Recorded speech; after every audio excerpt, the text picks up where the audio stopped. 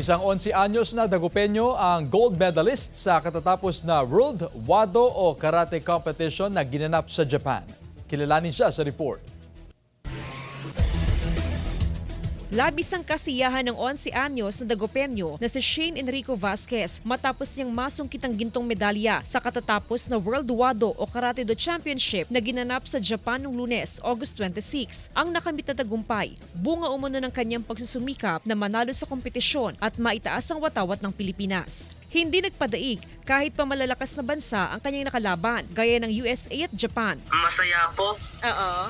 Nahanap po yung ginto na medal. Nabahan po ko kasi dami pong malakas na kalaban. Pero laban lang po. Walang pagsidlan sa saya ang magulang ni Shane na siya rin nagtraining sa kanya nung nagsisimula pa lamang sa larangan ng Karate Do nung siya'y 5 taong gulang. Nung makakuha siya ng gold, parang hindi kami makasigaw, hindi kami makapaniwala. Ang ganda ng execution niya, maganda rin execution ng Japan.